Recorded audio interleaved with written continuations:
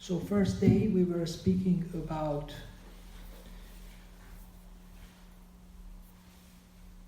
confidential conversations.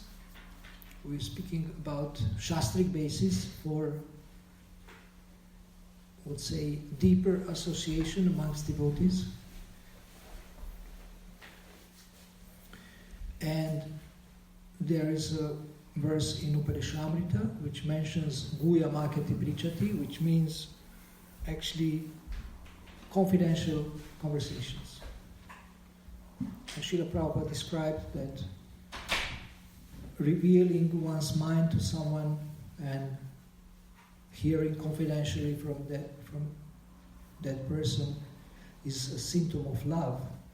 And he was saying that there is no secret between lovers, and that we can also reveal our mind to Krishna and we can hear from him. And we also spoke that if we want to help others, we first have to help ourselves. And one way to help ourselves is to take help from someone else. And we spoke about yesterday about 8 principles of Gita coaching, or assisting devotees in a Krishna conscious and structured way. We spoke about the essence of Gita coaching, what is Gita coaching, and we actually read what is a Gita coach. So this is where we stopped. And so today and tomorrow we will finish with this material here that I have. And I have sent this on the Devotee Care WhatsApp group, so whoever is there, you have it and you can share with others also. Today we will speak about 4 roles of a Gita coach, 4 mindsets of a Gita coach, 4 skills of a Gita coach, areas of coaching, and if we have time, we will speak about the Gita coaching model. And we will also have some practice similar to yesterday. So yesterday we also had some practice. Then tomorrow we will speak about how to use Bhagavad Gita for coaching, and about 20 ways how can we help devotees succeed. And then I will give you more exercises that you can do here and then you can do on your own also. Like listening by reflecting, or by creating success questions, by increasing options that anybody else, options for different possibilities. Then about taking action, daily action that makes greatest positive difference. And if needed, we can speak more about using this Gita model, Gita coaching model. So I have created a simple model that you can use when you have a session or when you have a conversation, so that this conversation can be a structured conversation. So what I propose for devotees is not that they speak spontaneously, that they speak with each other spontaneously, but that they speak in a structured way, where you get the most out of 1 hour that you have together. And now here we are discussing different qualities and skills and principles of helping others in one-to-one. And I read yesterday these 12 points.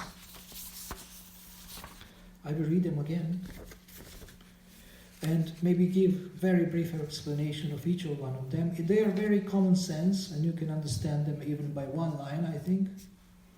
But if you have any questions while I'm reading these 12 descriptions of what is a Gita coach, then you can raise your hand and I will answer.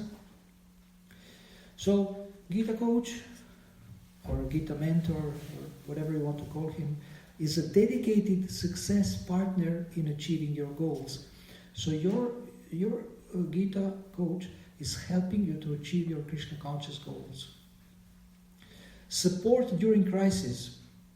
So when you get in any kind of crisis, personal crisis, financial crisis, family crisis, you know that there is someone you can talk to.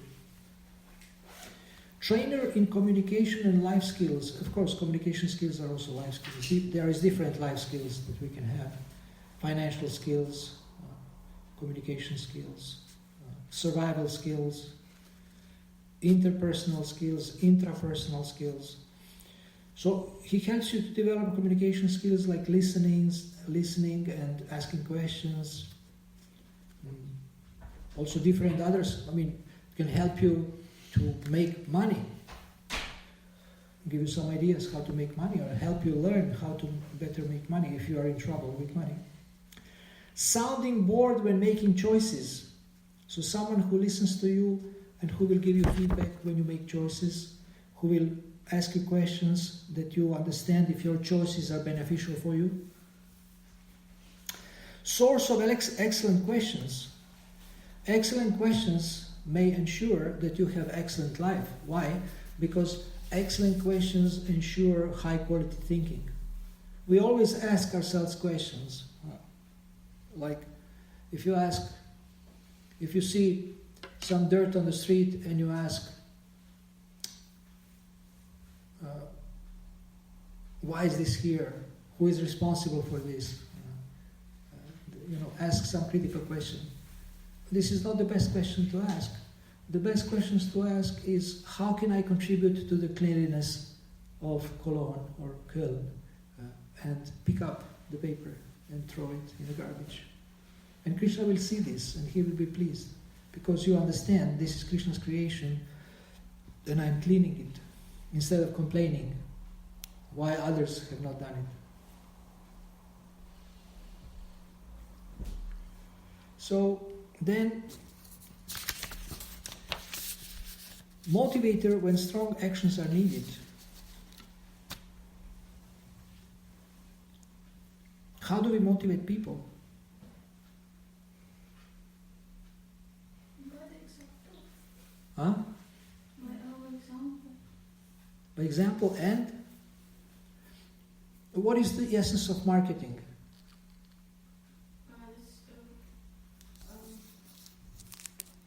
Like this A-B dialogue. So we should motivate people to speak with us. Presentation? To come to this communication. No, when you want to promote a product or a service, what do you describe? So maybe need to give a feeling that without this product you are not successful, or you are not happy without the product. That with the product you become better. Yeah, so benefits. Benefits. You describe the benefits. What's in it for me? What's in it for you? So to motivate someone, you can describe them, you can help them to discover the benefits. For example, if I tell you you should chant your japa every day, 16 rounds, and you can say, why? Then I say, well, these are the benefits. I have a question. So if I ask someone about the problems or solutions, that how I can realize that this person, whatever the suggestion is giving to me, it will be giving a success for me. How I can decide that? How I can believe his words, that his words will give success to me? You have to use your intelligence and see if it makes sense. If I tell you, if you chant japa, you will feel very good, then you may believe me or not, but if you try, you can see if it works. Like Mick Jagger from Rolling Stones, I heard he chanted 1 round, and he said, I chanted 1 round and nothing happened. But you don't achieve samadhi by 1 round. You don't achieve Krishna prema by 1 round. So how do you know that something will benefit you? You have to test it. You have to try. If you don't believe me. So then, mentor in personal development. So personal development is all of these things that we are talking about. So you can improve yourself in all areas of life. Guide in making spiritual advancement. This is about sadhana, about your relationship with Krishna, about your service. So this is also the role. Co-designer when developing an extraordinary project. so you can help others also with some ideas if you're a co-designer, or you just help them with questions. Beacon, during stormy times, beacon is a torch, a light. Sometimes it's very difficult, and you help them keep calm and give another perspective, another light on the situation. Sometimes it's very stormy, it's very turbulent, but there is always light at the end of the tunnel. Wake up call if you don't hear your own. So sometimes a helper can help you wake up and understand certain things.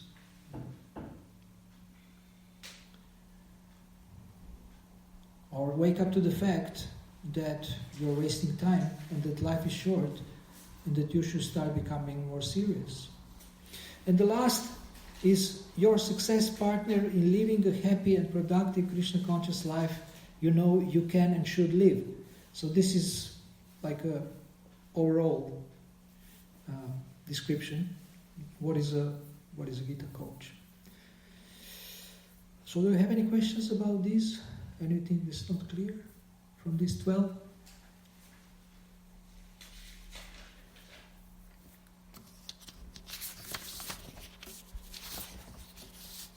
Okay, so let us do 4 roles of a Gita coach. First is example, personal example. Whatever a Gita coach will teach you, he is trying himself, maybe not always perfect, but trying himself to follow because he is convinced that this is beneficial. So being a personal example also ensures that people trust you, that you are genuine. Then the next one is support or care. Support and care. That your role is to support.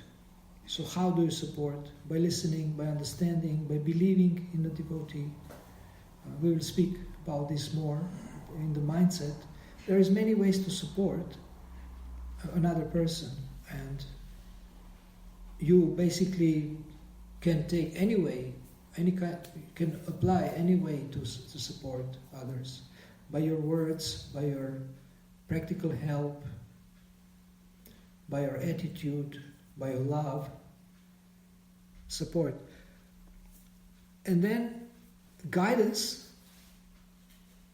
Guidance means giving advice, teaching, directing, giving direction.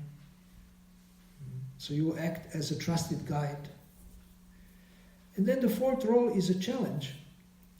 Together you set certain goals so that the devotee can grow. Certain challenges, something to be able to stretch, like to do a little bit over your limits. Like in marathon, you set a goal, okay, tomorrow I distribute 10 books, but the day after tomorrow I want to distribute 15. So together you actually choose a challenge and the devotee takes a challenge. Or sometimes when you speak and maybe devotee is lamenting or is critical, you can ask some question which is a bit challenging. Then 4 mindsets of a Gita coach. Do you have any questions about these 4 roles of a Gita coach? Or maybe something is missing? Wouldn't have before our eyes. It's a bit difficult to follow. To have what? These points not before our eyes. It is difficult to follow. To print it out or something? Yeah. There is a printer upstairs in the office. Well, there is not so many of you. Maybe we can make some copies. We will see. Or you can arrange to make your own copies somehow. I can send you the file. Yeah, we can arrange ourselves. Okay. I mean, you can get all this. Also this Guya Makati Prichati file, where it's a collection of quotes. This also you can print out. Okay? And I have another file for the next week. We will do next week Success Partnership, because this week we don't have time to get into Success Partnership, because we want to cover this. And Keshava Prabhu has agreed that we do again next week sessions. 4 mindsets of a Gita coach, has full faith in the Bhagavad Gita as it is.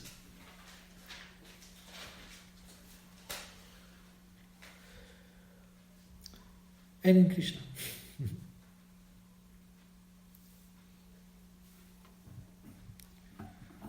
This hot water.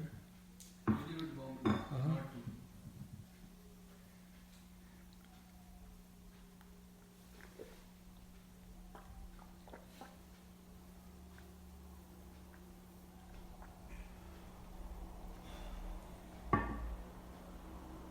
So he lives the Bhagavad Gita, he preaches the Bhagavad Gita, he believes in the Bhagavad Gita.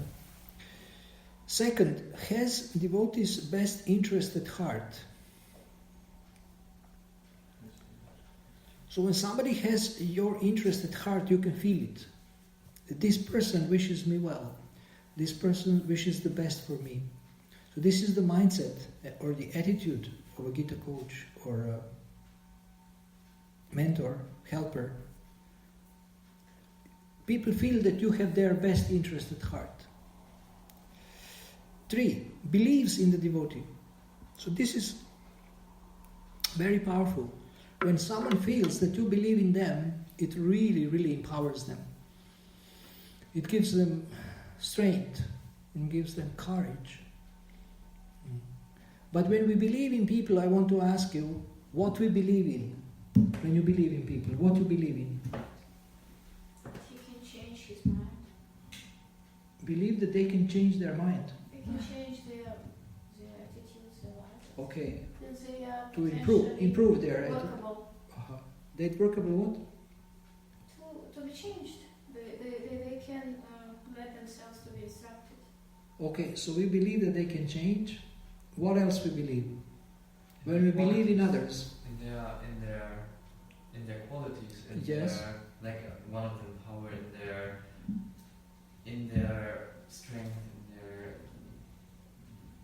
that they know which way to take by themselves, and we're just there to like encourage this. This is Okay. So I believe you can do it. I believe you can do it.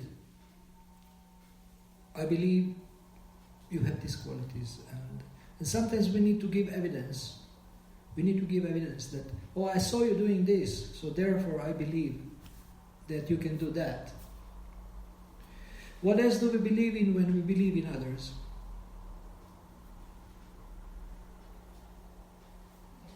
Trustworthy. That they are trustworthy. So reliability, that they are reliable, that we can count on them. Okay, that's very nice. That they are trustworthy. That's very nice. That's powerful. What else? What do we believe in when we believe in people? We believe in their hearts. In their heart. In their thoughts. In their thoughts. Thoughts. Can you explain that? We believe that they have a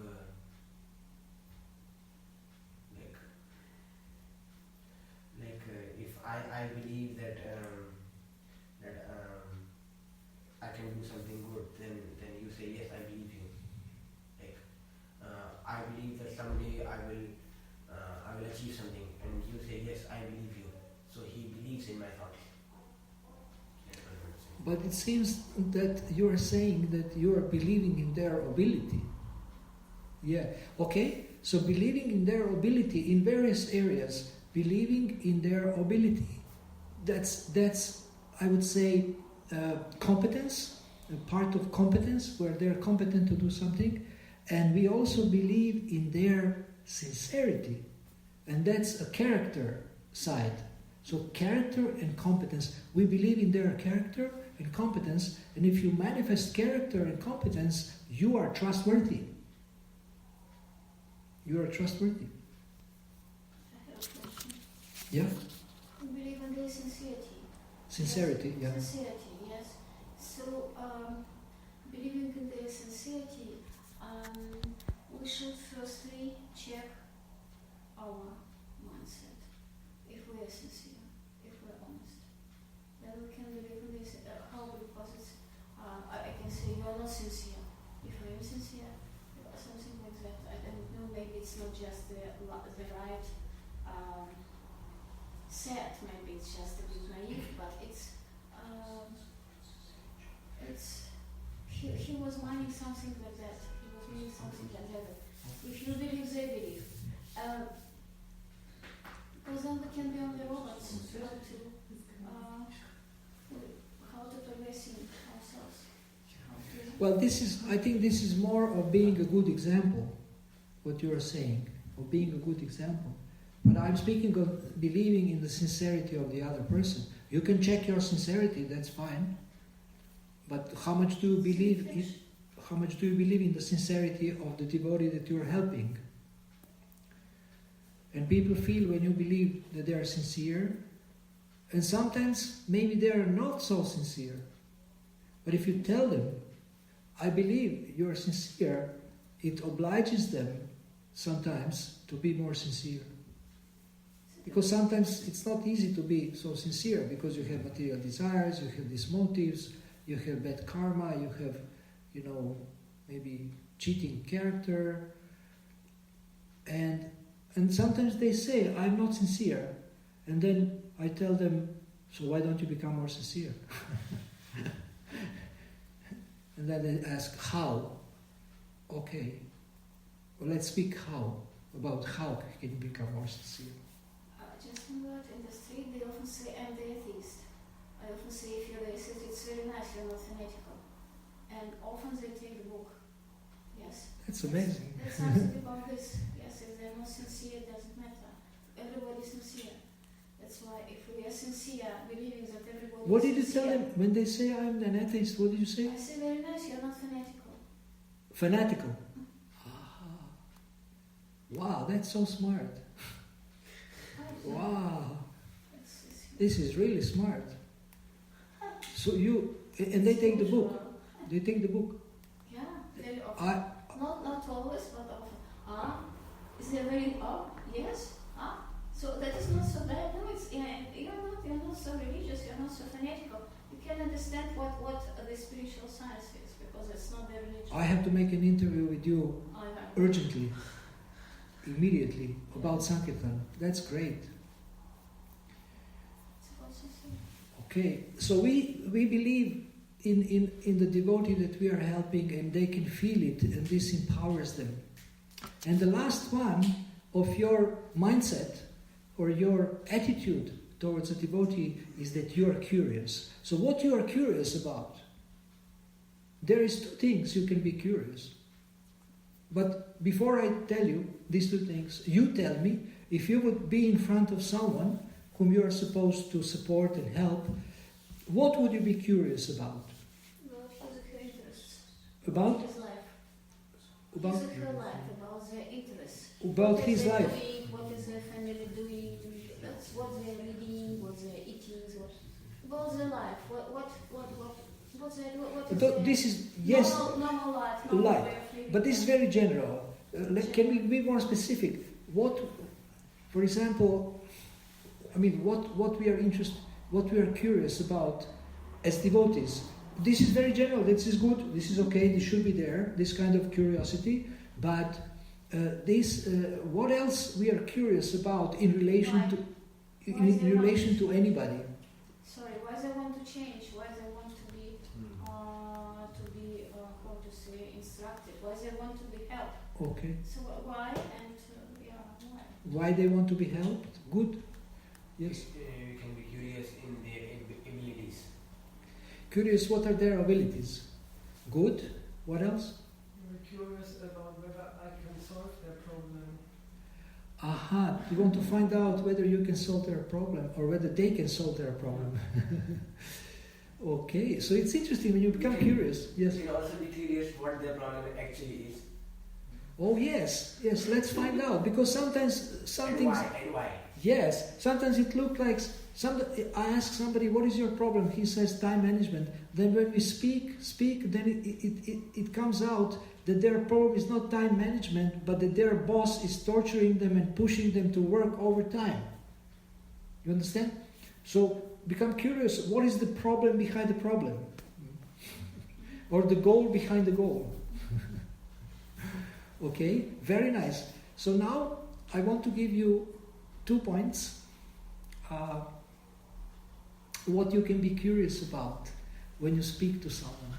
And it's really, really exciting. And it's Krishna conscious. And now you want to hear what it is. And you want to hear, you have to pay me. If there is any cake or something to bribe me. There should be some sweets left. Yes, because the last one, no? Yeah. And actually we kept this for you, of course. Our renounced brahmachari said that the last piece of cake was finished by someone, by the invisible person. So I'm not asking for euros, I'm just asking for some cake. So you promised, and now I will reveal it to you. You can be curious, how is Krishna helping them and how is Krishna testing them? That's really exciting when you speak to someone. How is Krishna helping them? And then you help them to understand, wow, Krishna is helping you so much. And how is Krishna testing them? They say, I have a problem. Or you say, no, it's not a problem, it's a test. How you are going to handle it. So then your conversation becomes so exciting. How is Krishna helping them? And how is Krishna testing them? Then we have 4 skills of a Gita coach. Now, what do you think are the skills of a Gita coach? 4 core skills or 4 main skills.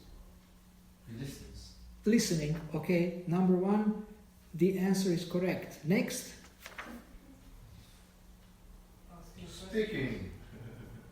Speaking. Asking questions, inquiry. You are listening, you ask questions to find out more, okay. Speaking, yeah, coach can speak, but usually coach avoids to speak. He wants the devotee to speak more.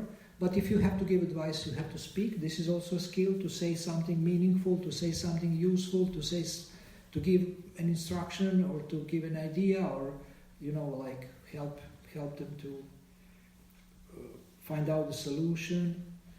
Number 3, expanding options. A coach can help you to see more options than you see. Like yesterday, we looked at 3 fingers, but actually there is 5 fingers. So there is always more options than you see at any particular moment. Always more options. So expanding options, and how do you expand options? You expand options by asking a question, what else? What else can you do? Who else can help you? All the questions, all the words in combination with the word else. Who else can help you? How else can you do it? It is about expanding the potential. Expanding options. Potential. No, options. Options. That is about possibilities. About the trainer or the listener. So what side is here more active? I don't get. If I'm your coach, options are for you. Your options. You may say, my only option is to stay in this temple. And I tell you, well, there is 500 centers in the world where you can go.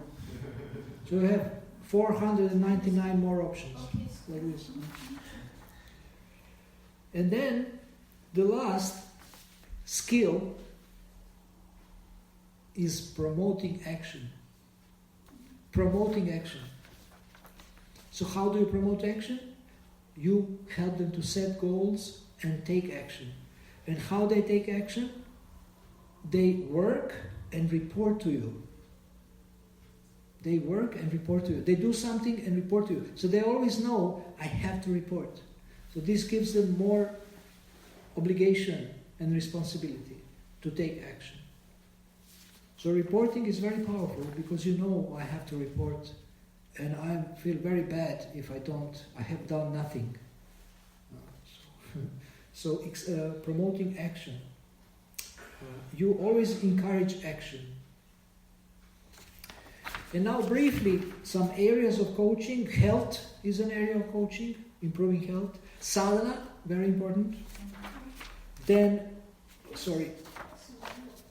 we have a service and career, devotional service. If you are working outside career, so this is also area of coaching. Relationships is a big area of coaching.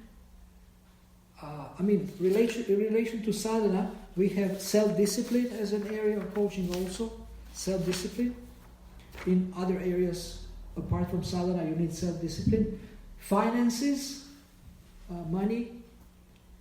So you can help devotees to make money. We yesterday spoke about passive income, that how you earn money without working. Everybody likes this topic. How to earn more money with less work. Maybe you invest some shares, then you lose everything.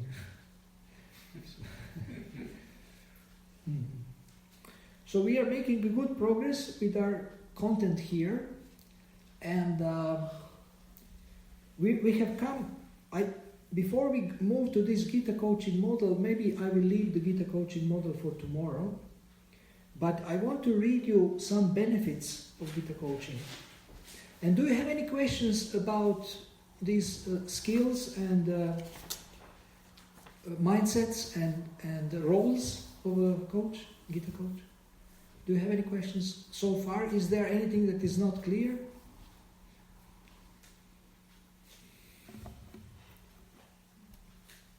Okay, everything is clear. So I just want to read you the benefits, what benefits one can have. So the devotee that you're helping, they can have all these benefits if you help them in a nice way, in a proper way. They can get powerful ideas for their spiritual and professional success. They can get free gifts from you, like ebooks, articles, links, photos, recordings, etc. They can get leadership and management skills. They can get preaching ideas and skills. They can develop better self-discipline. They can improve their sadhana. They can improve their relationships. They can improve their life or time management. They can improve their goal setting, motivation. They can overcome internal and external obstacles to success. Now experts say that 80% of obstacles to success are internal. So it's here. Internal obstacles, yes. How many percent? 80. 80%. Like 80% internal problems means about self-confidence, lack of self-confidence or something. What else? Okay, let's see what are internal obstacles to success. Lack of self-confidence. The mind. Huh? The mind. The mind. Pressure. What? Pressure. Pressure. Which pressure? You make yourself, or you self-pressure. You internalize from external. Self-imposed pressure, or opposite to this, self-imposed laziness. The mind, lack of intelligence, and the false ego. Yes, the whole subtle body. Lack of concentration. Lack of concentration, okay, you're all over the place. What else?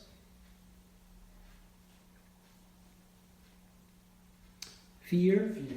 Fear is a big obstacle. Fear of failure, fear of success also. Was already goal. What? Missing of the goal, not having a goal. Not being clear about your goals, yes, exactly. Okay, so this is the whole seminar about this. Power of intuition. You can connect to the super soul, you can have sharper intuition, better guidance from within, better sensitivity to guidance from within. Shastric success principles you can get in Gita coaching, so you can extract from the Bhagavad Gita, from Srimad Bhagavatam, Shastric success principles. One Shastric success principle is determination, driti. Professional success principles in the line of yukta vairagya, that you use everything in Krishna service. Power of one-to-one assistance. Devotee care and guidance. Career ideas. This is already up there with career. Then you get Gita coaching model, which we'll speak about tomorrow.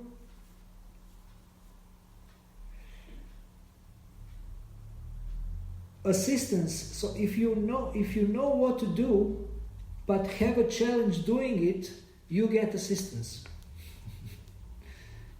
I know what to do, but somehow it doesn't work. So you can get assistance to this.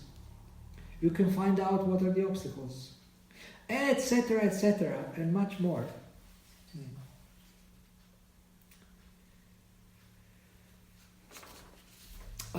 Actually, this how to use Bhagavad Gita for coaching, we can shift to the next week because it's also related to success partnership, so we will skip that. And we have skipped the Gita model also. This will explain tomorrow. And let me see what else we have here. Benefits of Gita coaching. And here, how can we help devotees succeed?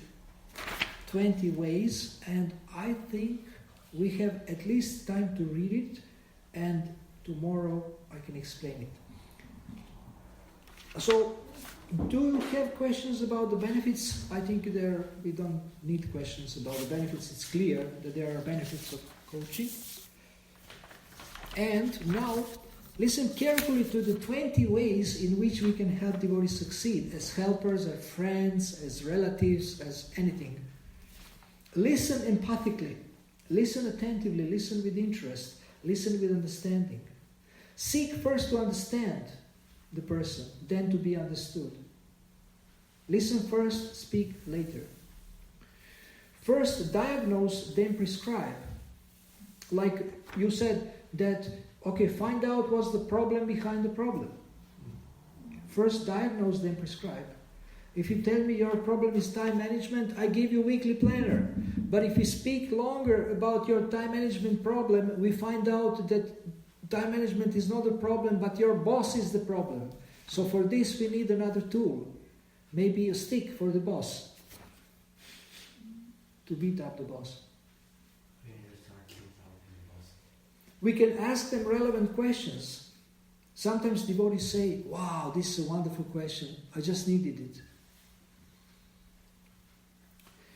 Then you can ask them to make a list of questions they need to ask themselves in relation to their goals and problems.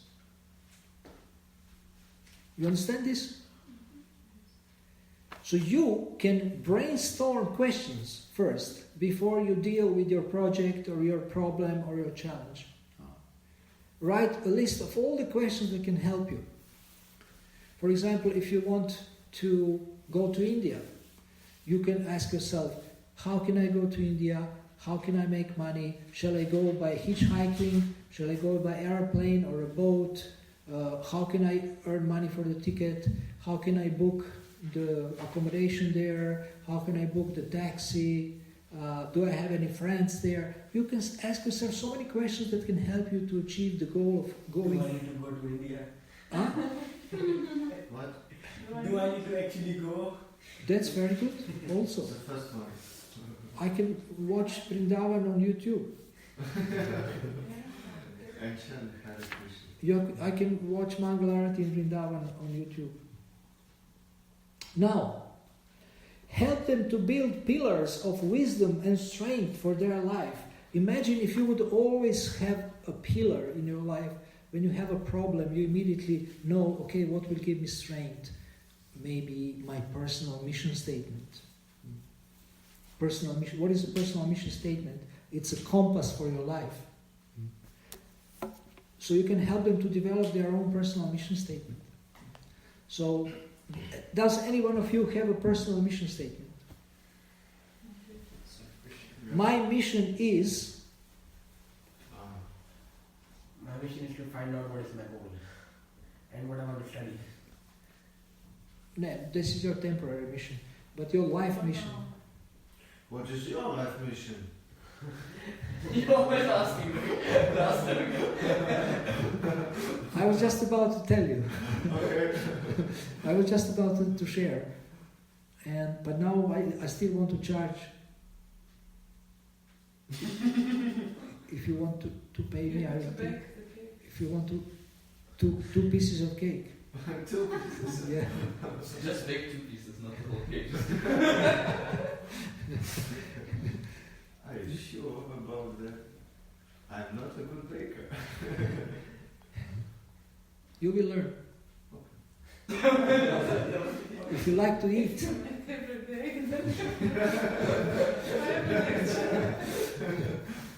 So, I will share with you my personal mission statement. It's on my Facebook. Investing in devotees to help them succeed in all areas of life. Investing in devotees to help them succeed in all areas of life. So when I read this, I always remember what is my service, what is my mission, what am I supposed to do. If I get lost sometimes and start to think about playing guitar or something, but then I go back to this mission that I have created myself. I have chosen myself this mission to invest in devotees, my time, energy, and whatever, to help them succeed. Yes? What's in it for you? What's in it for me in this mission? This is a good point, because mission should include all 4 needs of everyone who is involved, including yourself. So what are the 4 needs? Body, mind, heart, and spirit. What's in it for me in helping devotees succeed? It's a beautiful question. If I would have a cookie, I would hit you with a cookie. Actually, nobody ever asked me this question. What is your name? Nanda Kumar. Nanda? Nanda Kumar. Nanda Kumar. Wow. This is a high name. From Krishna's direct pastimes. Yeah, he's from Vrindavan. That's why he's asking. He's from Vrindavan? I have to be careful. This is a beautiful question. I want to write the whole article about it, or at least 20 numbered points or bullet points. What's in it for you in this mission? Just to answer briefly, I know Krishna will be pleased if I serve devotees. I find pleasure in helping devotees when they, go from hopelessness to hope, for example. I think they are special people on the planet, and it's worth it to serve them. Better serve them than other people who have material goals. Sometimes they give me prasadam.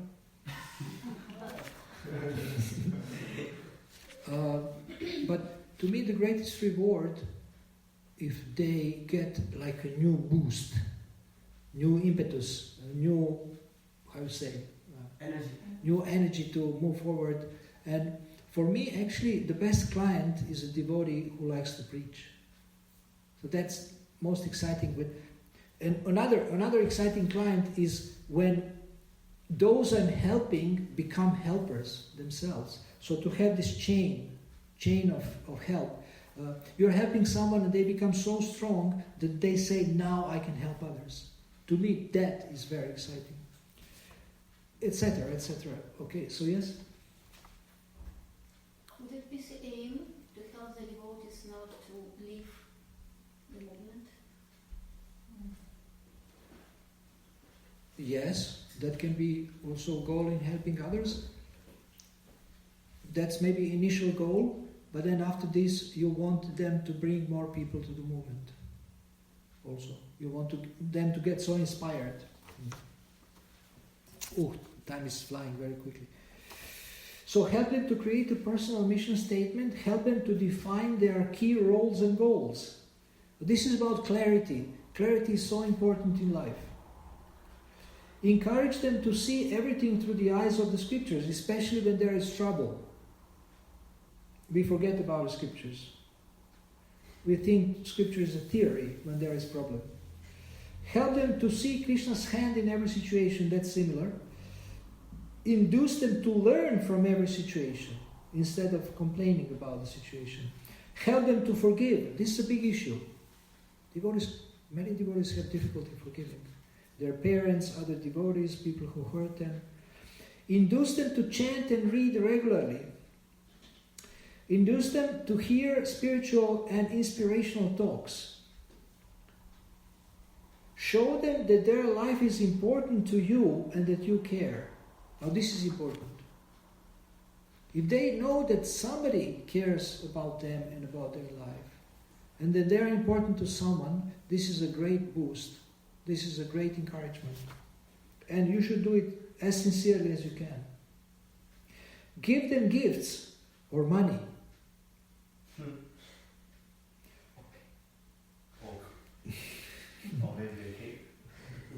Once in Poland, I was talking about being excited to give something that is dear to you.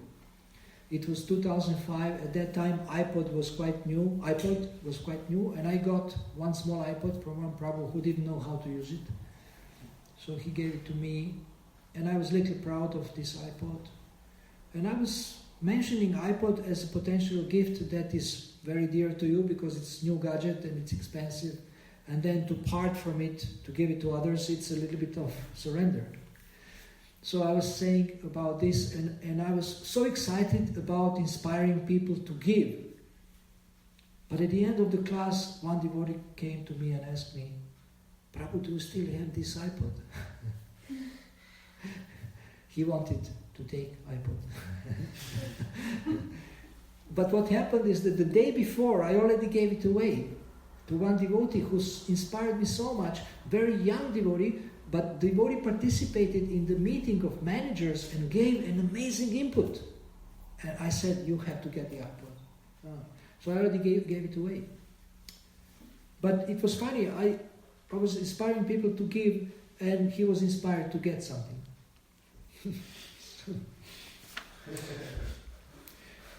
Feed them prasadam. Feed them prasadam. Don't underestimate the power of giving prasadam to other devotees, feeding them. Don't think they will eat anyway. It's different if you give them and say, serve them prasadam, give them prasadam. Induce them to sing and dance more. We forget to dance. But if you raise your hand, you will never be depressed. Because if your hands are up, it's very difficult to be negative. Inspire them by your own example.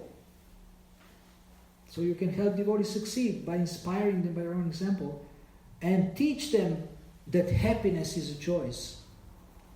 Can you imagine that? Happiness is a choice. It's not an accident. You can choose to be happy. Imagine tomorrow you wake up a little tired and say, today I choose to be happy. And then during the day you become depressed. But then you remember, I have chosen to be happy today, so I cannot be depressed. I have to do something to be happy. I cannot be depressed. Okay, so yesterday not all of you were here, 2, 4, 6, 8. Yesterday not all of you were here, but we were doing one exercise in one-to-one conversations. And you were here only, huh? Yesterday. I was Only you. He was there? No. You were there? Okay, you were there. So, He was there. huh? He was also there. And you were there. Oh, okay. Okay, 3 of you. 3 of you were there. So we did an exercise where I asked you to have a conversation, and two-way conversation. Half a session you are a coach, half a session you are a client. Jai. Vijay Goranga Dharmitai Jai. So I ask you to ask this question, actually 2 questions. What would you like to think about, and what are your thoughts? What would you like to think about, and what are your thoughts? So this was an exercise. Now today we are doing a different exercise. I want to teach you to ask incisive questions. To incise means like this. To root out.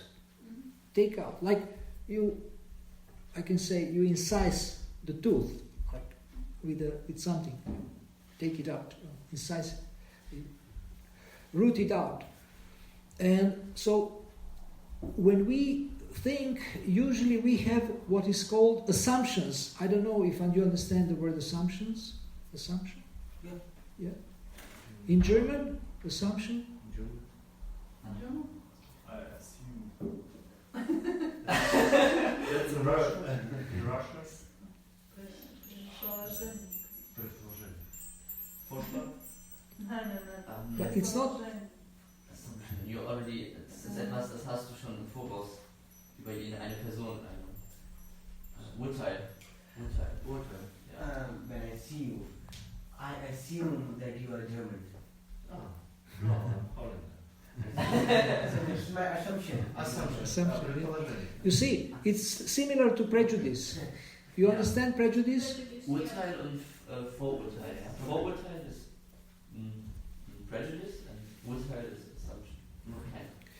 Okay, so now what I want you to do, that you, as a client, as a devotee who is being helped, you tell to a coach, to a Gita coach, that I have this goal. My goal is to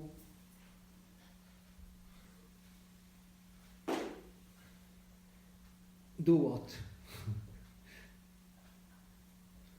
To do 24 hours kirtan 4 times a month.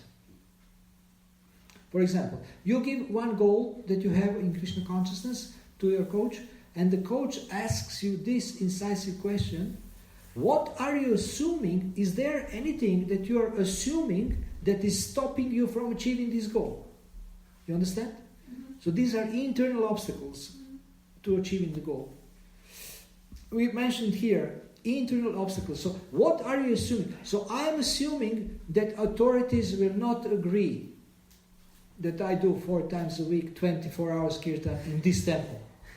Because devotees have to sleep, devotees have to do deity worship, and if we sing whole night, there will be a problem.